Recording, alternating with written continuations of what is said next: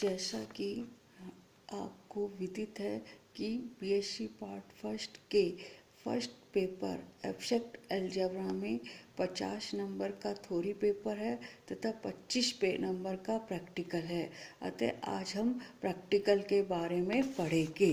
Practical first उद्देश्य कुछ विशेष संक्रियाओं के लिए संक्रिया सारणी का निर्माण करना। अनुप्रयोग फर्स्ट, समुच्चय 1 आइटा माइनस आइटा की गुणा संक्रिया के लिए संक्रिया सारणी बनाइए। सिद्धांत पहला, संक्रिया सारणी में समुच्चय के, जिसमें संक्रिया परिभाषित है, के सभी अवयव विद्यमान होने चाहिए, अर्थात संक्रिया द्विआधारी संक्रिया होनी चाहिए। दूसरा, संक्रिया सारणी में प्रत्येक पंक्ति एवं स्तंभ में समुच्चय का प्रत्येक अवयव उपस्थित होना चाहिए। तीसरा, यदि सारणी की कोई एक पंक्ति ऊपर की पंक्ति के संपाती हो तो उस पंक्ति के सम्मुख बाहर के स्तंभ में स्थित अवयव संक्रिया का वामतत्समक होता है। इसी प्रकार यदि कोई एक स्तंभ बाहर के स्तंभ के संपाती हो तो उस स्तंभ के संगत ऊपर की पंक्ति में स्थित अवयव संक्रिया का दक्षिण तत्समक अवयव होता है। चौथा, यदि वाम तत्समक अवयव दक्षिण तत्समक अवयव के बराबर होता है तो उसे संक्रिया का तत्समक अवयव कहते हैं। पांचवा, प्रत्येक तत्समक अवयव के सामने वाला अवयव मुख्य स्तंभ के अंदर बायां प्रतिलोम एवं अवयव वाली पंक्ति में स्थित तत्समक अवयव के ऊपर मुख्य पंक्ति में स्थित अवयव दाया प्रतिलोम कहलाता है। छठा, यदि किसी अवयव का दाया प्रतिलोम और बायां प्रतिलोम बराबर होता है तो उसे उस अवयव का प्रतिलोम कहते हैं, अर्थात समुच्चय का कोई अवयव व्युत्क्रमणीय होगा यदि सारणी में उसके संगत पंक्ति तथा स्तंभ में तत्समक अवयव स्थित है। सातवां, यदि सारणी मुख्य विकर्ण के सापेक्ष सममित हो तो परिभाषित संक्रिया उस समुच्चय में क्रम विनिमय होती है।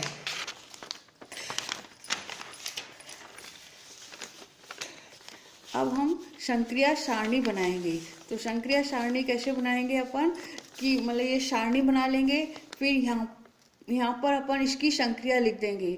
ये अपनी संक्रिया काय की है, गुणा की है, इसलिए यहाँ पर अपन गुणा लिख देंगे। इसके बाद यहाँ पर समुच्चय के अवयव लिख देंगे। समुच्चय के अवयव है 1 -1 आइटा माइनस आइटा। इसी तरीके से यहाँ पर अपन इसके समुच्चय के अवयव लिख देंगे। अब अपनी गुणा की संक्रिया है तो गुणा करके जो अवयव आएंगे वो लिख देंगे। 1 आ गया, यहाँ पर 1 को -1 से गुणा करेंगे -1 आ जाएगा, 1 को आइटा से आइटा आ जाएगा, 1 को माइनस आइटा से करेंगे तो माइनस आइटा आ जाएगा। इसी प्रकार -1 को 1 से करेंगे तो -1 आ गया, -1 को -1 से करेंगे 1 आ जाएगा, -1 को आइटा से करेंगे माइनस आइटा आ जाएगा, -1 को माइनस आइटा से करेंगे तो प्लस आइटा आ जाएगा। आइटा का किया गया इससे तो आइटा आ जाएगा, आइटा को -1 से करेंगे तो माइनस आइटा आ जाएगा, आइटा को आइटा से गुणा करेंगे तो आइटा स्क्वायर आएगा। और हम जानते हैं आइटा स्क्वायर किसके बराबर होता है, -1 के बराबर होता है, इसलिए यहाँ -1 आ जाएगा। आइटा को आइटा से माइनस आइटा से गुणा करेंगे तो माइनस आइटा स्क्वायर आ जाएगा, परंतु आइटा स्क्वायर किसके बराबर, -1 के बराबर है, तो माइनस माइनस +1 हो जाएगा, इसलिए यहाँ पर +1 आ जाएगा। इसी तरीके से माइनस आइटा को 1 से करेंगे तो माइनस आइटा आ जाएगा, माइनस आइटा को -1 से करेंगे तो आइटा आ जाएगा, माइनस आइटा इंटू आइटा करेंगे तो आइटा माइनस आइटा स्क्वायर हो जाएगा, तो आइटा का मान रखेंगे -1 तो ये +1 हो जाएगा।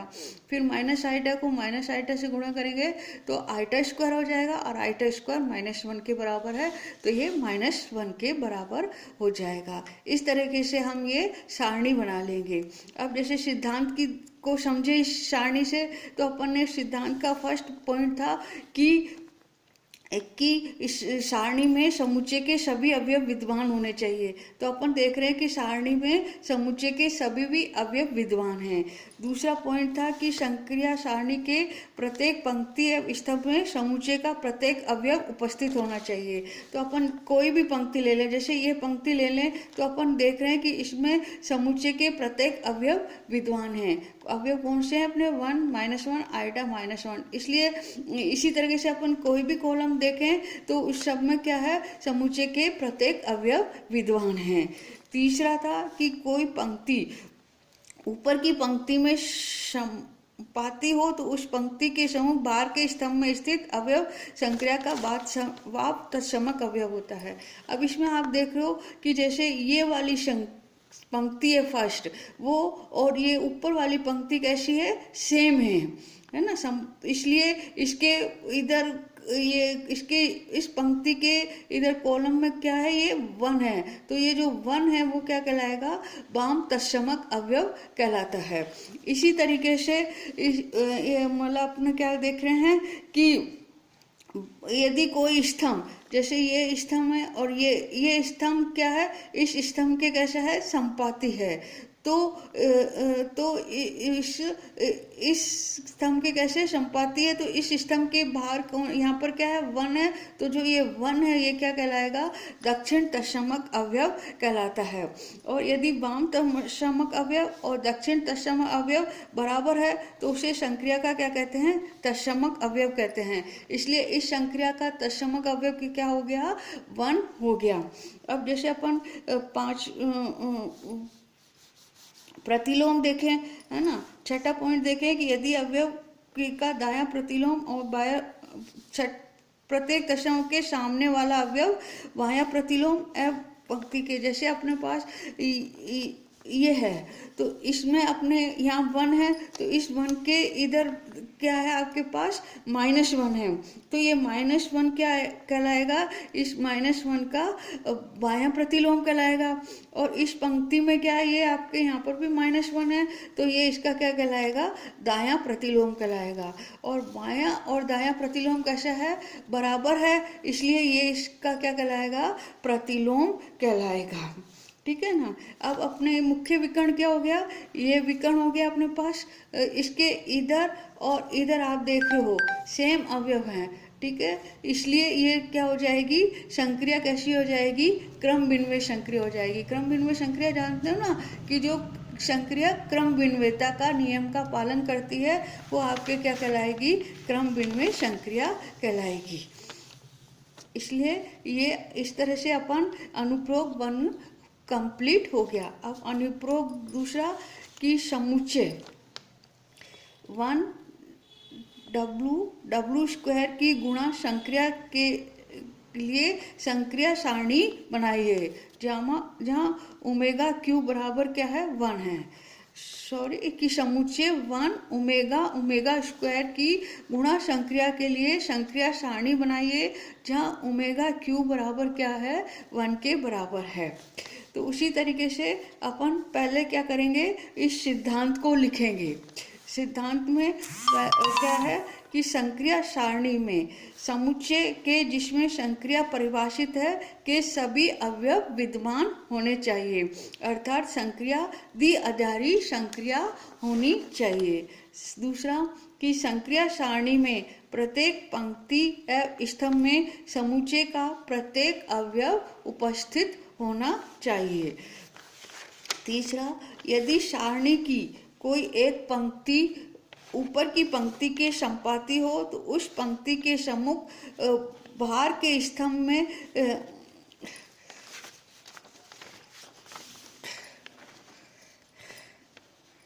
स्थित अवयव संक्रिया का भाव तत्समक होना चाहिए। इसी प्रकार यदि कोई एक स्तंभ बाहर के स्तंभ के संपाती हो तो उस स्तंभ के संगत ऊपर की पंक्ति में स्थित अवयव संक्रिया का दक्षिण तत्समक अवयव होता है। यदि वाम तत्समक अवयव एवं दक्षिण तत्समक अवयव के बराबर होता है तो उसे संक्रिया का तत्समक अवयव कहते हैं। प्रत्येक तत्समक अवयव के सामने वाला अवयव वाया प्रतिलोम एवं अवयव वाली पंक्ति में स्थित तत्समक अवयव के ऊपर मुख्य पंक्ति में स्थित अवयव दाया प्रतिलोम कहलाता है। यदि किसी अवयव का दायां प्रतिलोम और बायां प्रतिलोम बराबर होता है तो उसे उस अवयव का प्रतिलोम कहते हैं। अर्थात समुच्चय का कोई अवयव व्युत्क्रमणीय होगा यदि सारणी में उसकी संगत पंक्ति तथा स्तंभ में तत्समक अवयव स्थित है। यदि सारणी मुख्य विकर्ण के सापेक्ष सममित है तो परिभाषित संक्रिया उस समुच्चय में क्रम विनिमय होती है। अब अपन इसकी क्या बनाएंगे, सारणी बनाएंगे।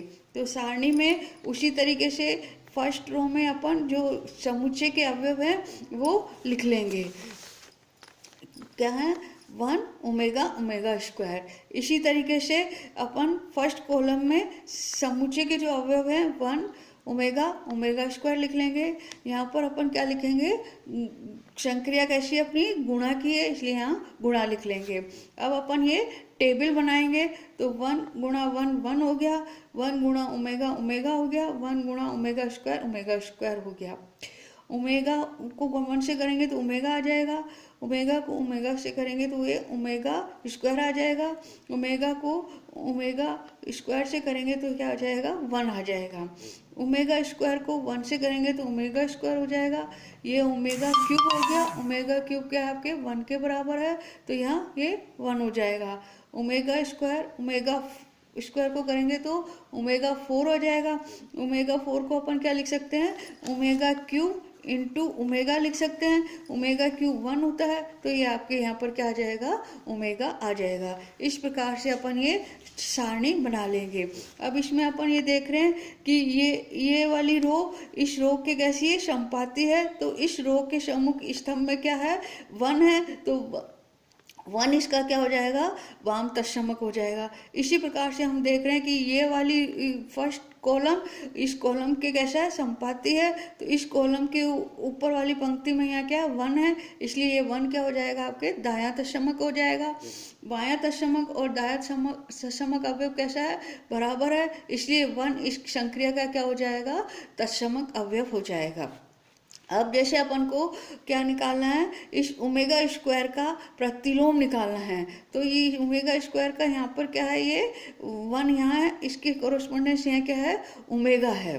तो ये ओमेगा इसका वाम प्रतिलोम हो गया। इसी तरह से इस ओमेगा स्क्वायर के यहाँ पर क्या है, 1 है, इसके यहाँ पर क्या है ओमेगा, ये क्या हो गया आपके दायां प्रतिलोम हो गया। और बायां और दायां प्रतिलोम बराबर है इसलिए ये आपके क्या हो जाएगा, ओमेगा स्क्वायर का प्रतिलोम क्या हो गया, ओमेगा हो जाएगा। अब अपना ये मुख्य विकर्ण देखें, जैसे ये अपना क्या है, मुख्य विकर्ण है। तो इसके इधर और इधर अवयव कैसे हैं, बराबर हैं। जैसे यहाँ ओमेगा स्क्वायर है, यहाँ ओमेगा स्क्वायर है, ठीक है ना।